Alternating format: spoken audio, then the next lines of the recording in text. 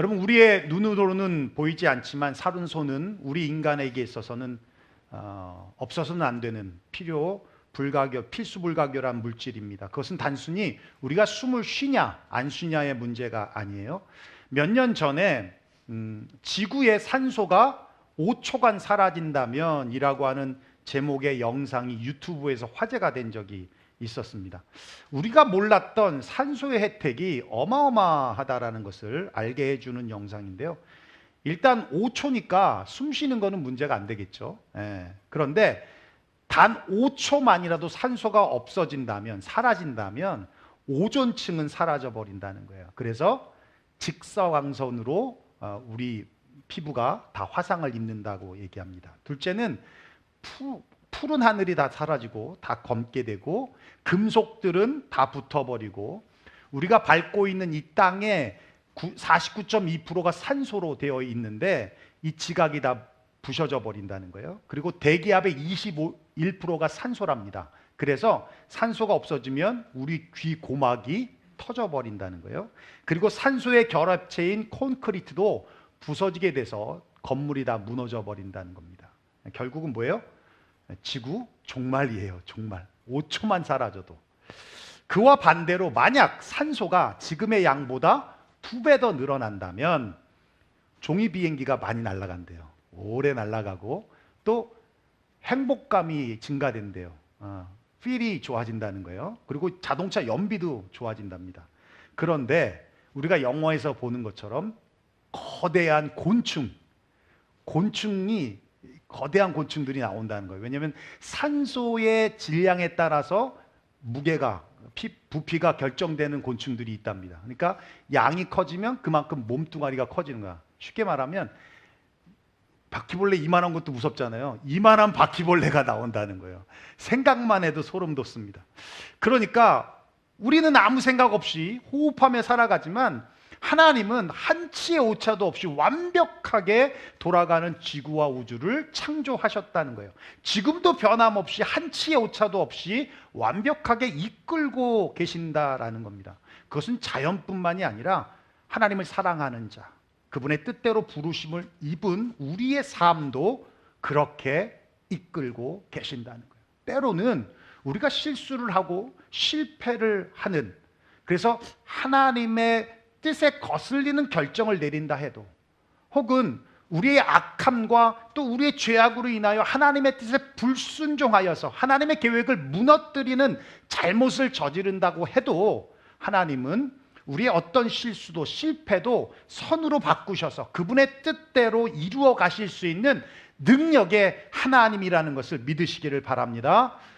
그렇다고 해서 어차피 하나님이 다 바로잡아 주실 거니까 실수해도 돼, 실패해도 돼, 하나님의 뜻에 좀 불순종해도 돼 라고 받아들인다면 그건 미숙하고 어리석은 생각이에요. 인생을 아직 덜 살아봐서 그렇습니다. 여러분, 인생의 실수와 실패가 얼마나 뼈아픈 고통을 주는지 모르십니까? 실패와 실수와 불순종에는 대가가 따르는 것이고 그에 대한 대가는 온전히 자신이 져야 되는 거예요. 한국의 지금 가수 김호중 씨, 여러분 잘 아시죠? 음주 뺑소니 사건으로 큰 뉴스거리가 되고 있어요. 저는 이분이 이렇게 유명한 분인지는 몰랐는데 어마어마하더라고요. 본인은 한순간의 잘못된 판단으로 인한 실수라고 합니다만 정말 실수인지는 모르죠. 왜냐하면요, 여러분, 음주운전은요 습관입니다.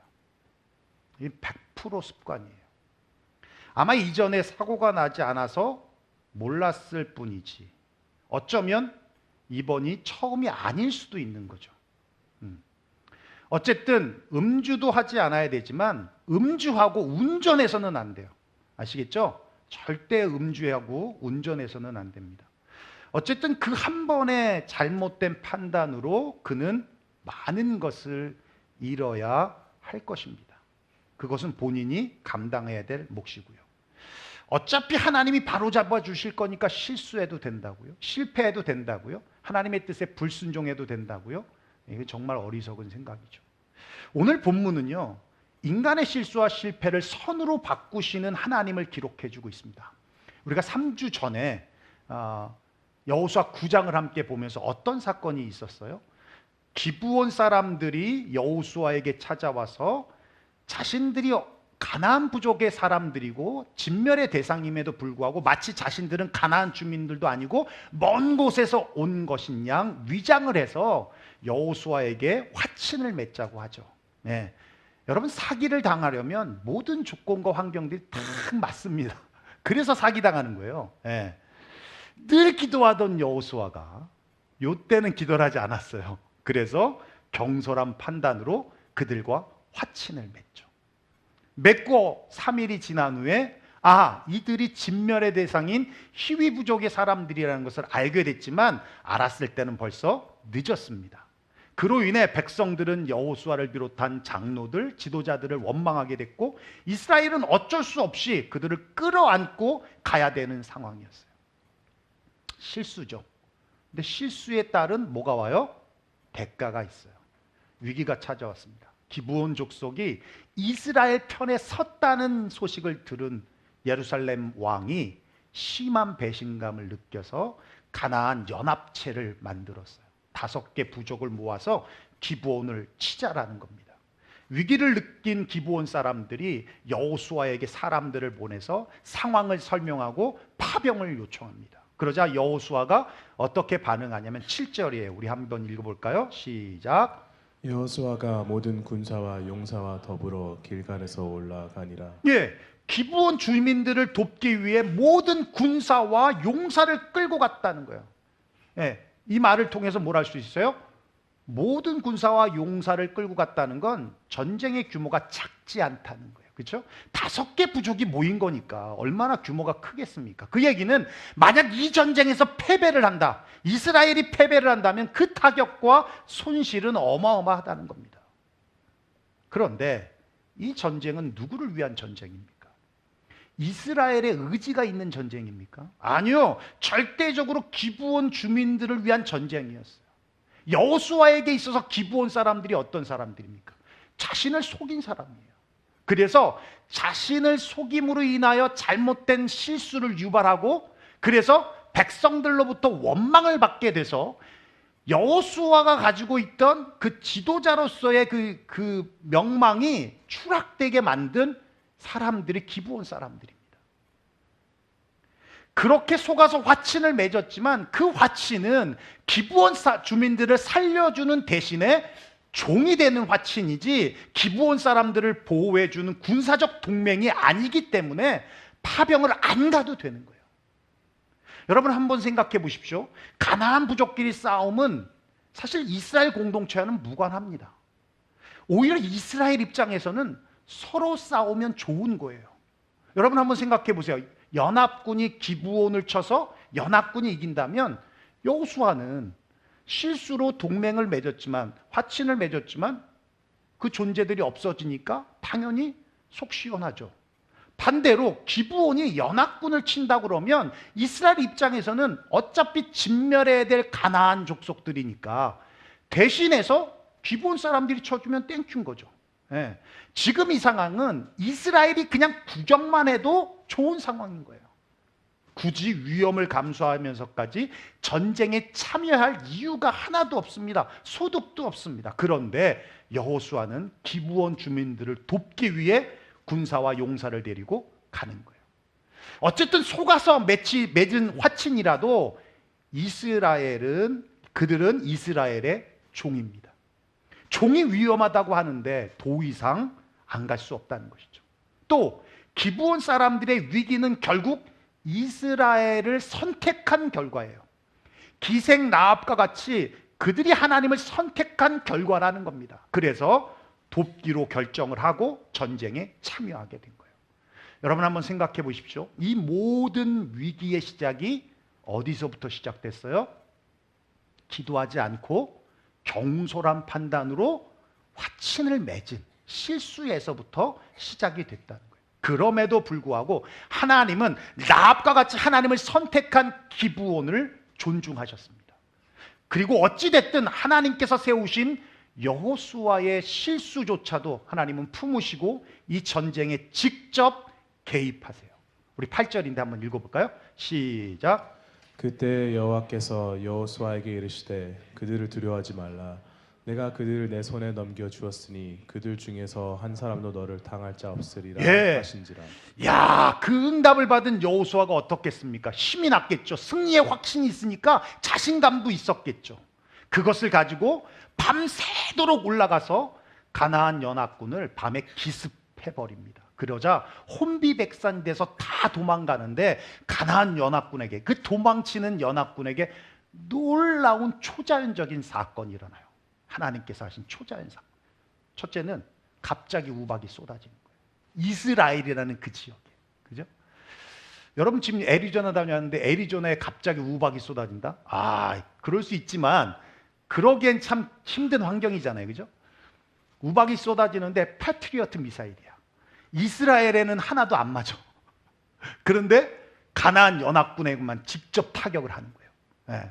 그래서 우리가 11절에 읽었지만 이스라엘 군사의 칼에 죽은 자보다 우박에 맞아 죽은 자가 더 많다라고 성경이 기록해주고 있어요.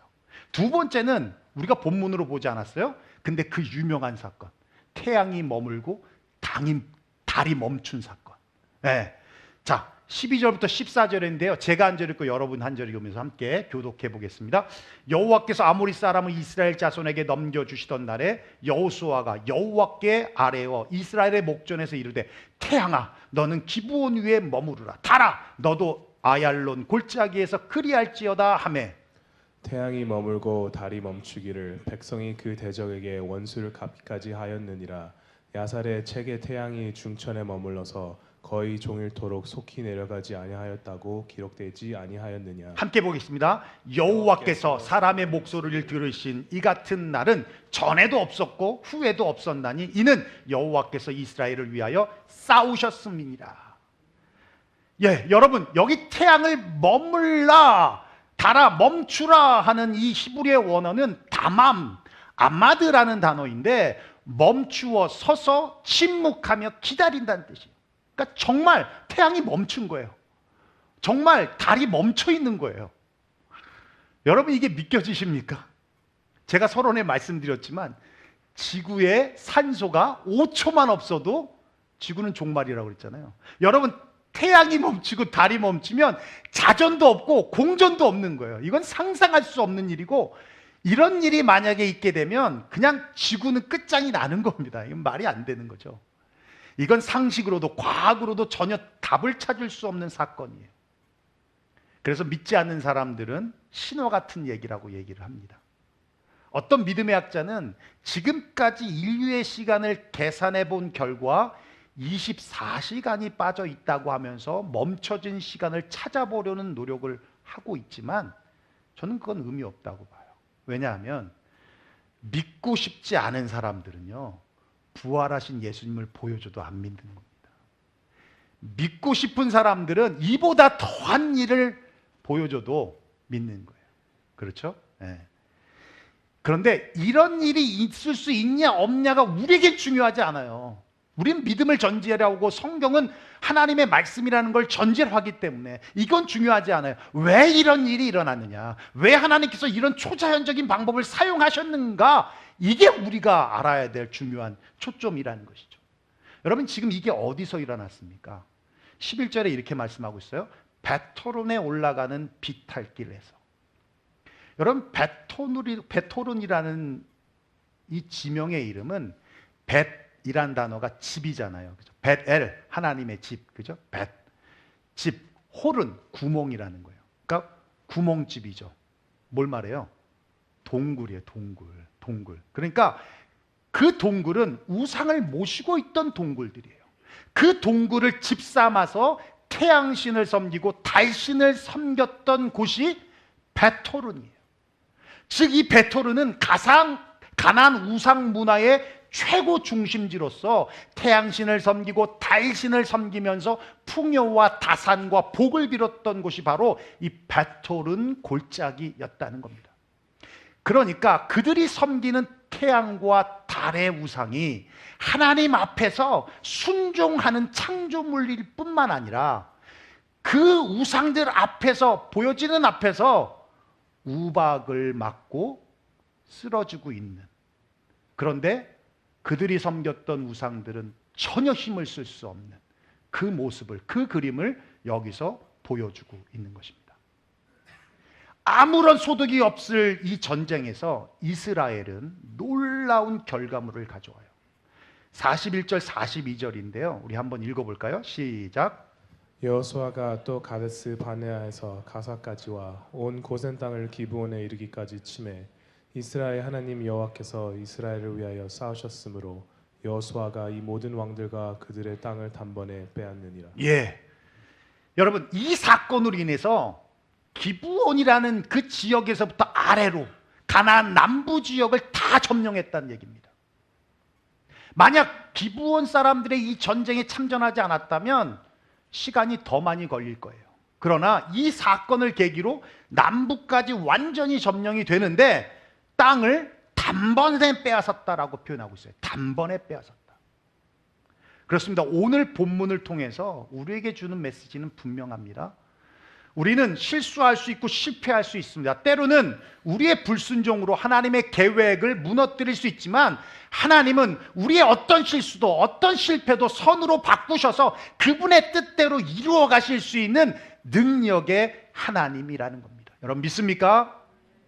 그러니까 우리가 실수하고 실패해도 여러분 포기하시면 안 돼요.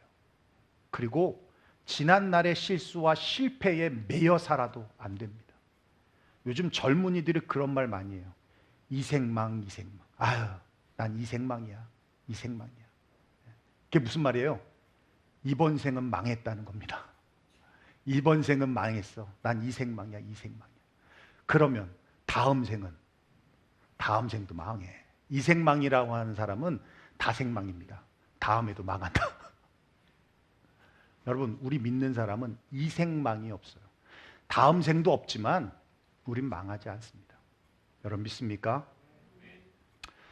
영상 하나 볼까요? Seoul, South Korea. This restaurant suffers extensive damage when it's invaded by a gang bent on destruction. The perpetrators? 3 giant elephants. As bystanders scramble for safety, all 3 force their way towards the kitchen. A waitress cornered in a closet is barely able to escape. After 5 hours, trainers finally manage to calm the animals down.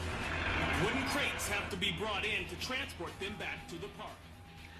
유원지에서 서커스를 해야 될 코끼리가 흥분을 해서 탈출을 해가지고 저렇게 식당과 주변 상가들을 점령하고 망가뜨리는 영상, 2005년에 우리나라에 있었던 사건입니다. 음식점 주인이었던 김태훈 씨는 황망함에 할 말을 잃었어요. 이제 망했구나. 모든 것이 끝이다 라는 절망감마저 들었다고 합니다. 그나마 다행이기도 피해 보상금이 조금 나와서 자기가 번 돈을 보태서 리모델링을 했는데, 그러고는 가게 이름을 바꿨어요. 미가에서 코끼리가 들어온 집 미가로. 그리고 메뉴에도 코끼리 정식. 예. 그러다 보니까 코끼리가 들어가서 당근을 먹었답니다. 예. 얼마나 맛있는 식당이었으면 코끼리까지 찾아온가. 그렇게 해서 그게 유명세를 타서 지금은 건대 맛집이 되어서 대박이 났답니다. 여러분, 세상 말로도 보면 하늘이 무너져도 뭐가 있다고요? 솟아날 구멍이 있다. 다 살아가는 방법이 있다는 뜻입니다. 하물며 하나님을 사랑하는 자, 그 뜻대로 부르심을 입은 자들, 그들이 실수하고 실패했다고 한다면 하나님이 그냥 놔두시겠냐라는 거예요. 여러분, 비누 쓰시죠? 비누. 아니, 요즘에 젊은이들은 비누 안 쓰죠. 그렇죠? 예. 은여가 비누 안 쓰죠? 뭐 써요? 안 씻어? 바디 클렌저 쓰죠? 바디 클렌저. 예. 요즘 친구들은 저는 그냥 다이얼 씁니다. 예, 비누 써요. 예, 건성 피부를 가지신 분들은 아이보리 비누 많이 쓰시죠. 예, 아이보리 미끌미끌. 저는 이게 싫습니다. 근데 미끌미끌한데 이 내가 선교를 안 갔다 왔는데 왜 내가 졸리냐. 아이보리 비누가 어떻게 만들어졌냐면 어느 날 직원이 비누 제조 과정에서 실수로 열을 너무 가했어요. 그러니까 밀도가 높은 공기층이 생기면서 그 덕에 물에 뜨는 엉뚱한 비누가 만들어진 거예요. 무게가 있으니까 가라앉아야 되는데 이게 뜨는 겁니다. 그 사실을 보고받은 사장이 흥분하고 분노하지 않았어요.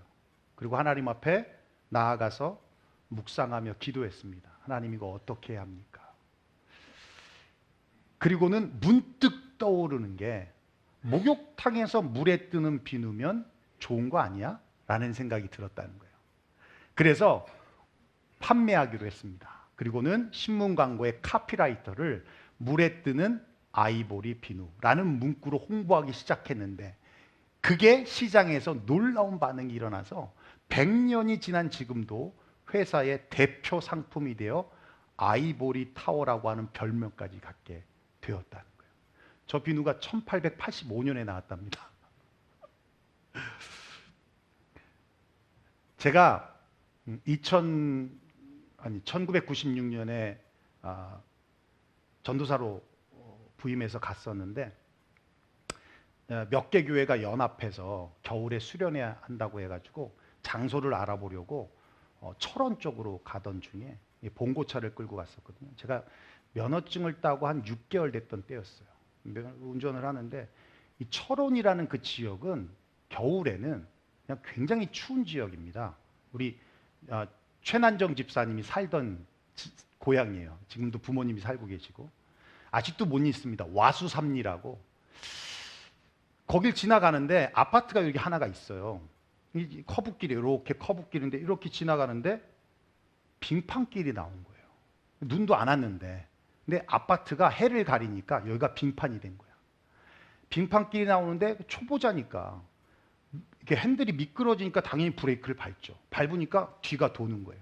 아니나 다를까 이 차가 긴데 뒤가 도니까 당연히 핸들을 반대로 꺾죠. 꺾으니까 또 차가 이렇게 되면서 2바퀴 반을 도는데 그 순간이 슬로우 비디오로 느껴지는 거예요. 근데 맞은편에 개인 택시를 하시던 아저씨가 그날 쉬는 날이라 자기 택시를 끌고 자기 차를 끌고 나왔어요. 소나타인데 이렇게 오는데 제가 앞으로 받고 튕겨 나가면서 뒤로 또 받고 그러면서 또 튕겨 나가면서 도는 거예요. 돌면서 그 순간 야 언제 멈출까 이 생각이 들죠.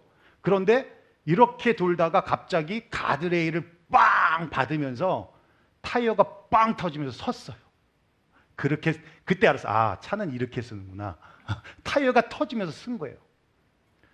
그리고는 사고 나신 분들은 알지만 그 순간 적막감이 확 옵니다. 그냥 먼지가 팍 퍼지면서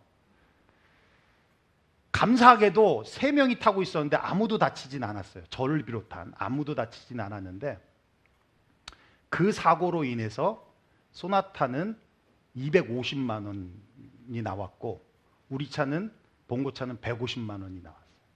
보험으로 하면 되겠지 생각하고 차를 끌고 갔는데 목사님이 뭐 실수할 수 있다고 괜찮다고 그러시면서 보험으로 전화했더니 보험이 끊긴 거야.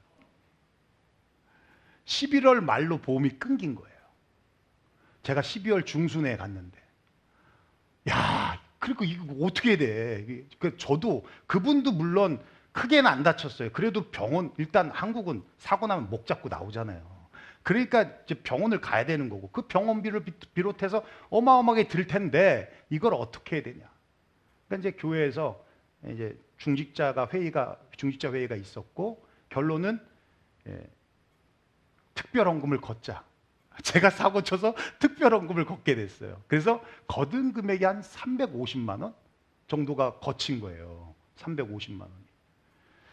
담임 목사님은 이 차가 전부였고 이 차는 뭐 고장이 났으니 움직일 수도 없고 그러니까 여러 가지로 불편하고 저는 너무 미안하고 죄송하고 막 이랬죠. 그런데 1월 달에 돼서 편지가 날라온 거예요. 무슨 편지가 날라왔냐면 보험이 11월 말에 끊기니까 끊기기 전에 가입을 다시 재가입을 하라는 편지가 1월 달에 날라온 거예요. 원래는 그 전에 날라와야 되는 거예요. 그 전에 날라와서 공지해주고 보험을 연장할 수 있도록 해줘야 되는데 그게 안 왔던 거지. 1월 달에 날라왔어요. 그래서 그걸 가지고 보험사한테 얘기했더니 자기네들 실수다. 그래서 소급 적용을 시켜준 거예요. 그래서 보험으로 처리가 된 거예요. 그러니까 뭐가 남았어요? 특별헌금이 남았잖아요. 그러니까 성도들이 차가 고장나서 차를 못 쓰니까 담임 목사님이 너무 불편하잖아요. 그러니까 우리 목사님 차 한 대 합시다. 그래서 그걸 디파짓으로 해서 한 권사님이 자기가 다 페이를 하겠다. 모계주로 해서 페이를 하겠다 해서 기아 크레도스라는 차, 중형차예요. 크레도스라는 차를 하고 차는 차대로 고치고 그래서 선하게 끝이 났습니다. 우리 성경 말씀 한번 읽어볼까요? 로마서 8장 28절 읽어보겠습니다. 시작. 우리가 알거니와 하나님을 사랑하는 자 곧 그의 뜻대로 부르심을 입은 자들에게는 모든 것이 합력하여 선을 이루느니라. 믿습니까? 예, 모든 것이에요. 모든 시대, 모든 공간, 모든 일, 모든 사물, 모든 사건을 전부 포함한 겁니다. 비, 바람, 눈, 얼음, 구름, 안개, 봄, 여름, 가을, 겨울, 환난, 불행, 기쁨, 슬픔, 실패, 질병, 이별, 죽음까지 다 포함한 모든 것. 선한 일뿐만 아니라 악한 일도, 성공뿐만 아니라 실패도, 명예뿐만 아니라 치욕도, 건강뿐만 아니라 약함도, 이득뿐만 아니라 손실도 다 합력해서 하나님의 계획하신 선한 목적을 이루어내시는 거예요. 그 선한 목적이 무엇이냐면 예레미야 29장 11절입니다. 한번 읽어볼까요? 시작. 여호와의 말씀이니라. 너희를 향한 나의 생각을 내가 아나니 평안이요 재앙이 아니니라. 너희에게 미래와 희망을 주는 것이니라. 여러분 믿습니까? 예, 하나님의 뜻을 이름으로 오는 기쁨과 만족과 행복과 평안과 소망이라는 거예요. 성경은 분명히 말씀하고 있습니다. 우리가 선을 행하되 낙심하지 말지니 피곤하지 아니하면 때가 이름에 거두리라. 이 말씀에서 우리가 뽑아낼 수 있는 엑기스는 선을 이룰 때까지 끝이 아니다. 따라합시다. 선을 이룰 때까지 끝이 아니다. 그래서 우리는 이 생망이 해당되지 않습니다. 우리의 인생은 결코 망함이 없습니다. 힘들면 좀 쉬어가십시오. 괜찮습니다. 어렵다고 느끼시면 옆에 있는 동역자들에게 손을 내밀어 도움을 청하십시오. 낙심되고 외로우면 주님으로부터 격려와 위로를 받으십시오. 선이 이룰 때까지 끝이 아니기에 우리는 포기할 수 없습니다. 때론 우리의 삶에 실수와 실패가 찾아와도 선이 될 때까지 끝이 아니기에 중도에 포기하고 절망하지 말고 끝까지 선을 이루실 주님을 바라보며 그분을 의지하고 붙들며 승리하시는 저와 여러분 되시기를 주의 이름으로 축원합니다. 그렇게 실수도 선으로 바꾸시는 하나님과 이번 한 주간도 better together 하시는 저와 여러분 되시기를 주의 이름으로 축원합니다. 기도하겠습니다. 오늘 말씀 들은 대로 우리 함께 기도했으면 좋겠습니다. 오늘은 영상이 없어요. 1부는 봤는데 우리 2부는 우리 친구들 또 선교 다녀온 친구들 많이 피곤하니까요. 혹시 여러분 지난날의 후회로 실수로 실패에 대한 아픔 때문에 여전히 매어 살고 계시지는 않습니까? 여러분 그런 과거조차도 하나님은 아름답게 선을 만들어내실 수 있는 능력의 주님이라는 걸 여러분 분명히 믿으십시오.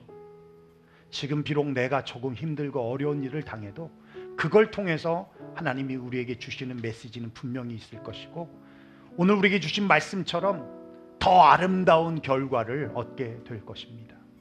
그러니 선이 될 때까지 끝이 아님을 알고 낙심하지 말고 포기하지 말고 좌절하지 말고 여러분 더 주님 의지하십시오.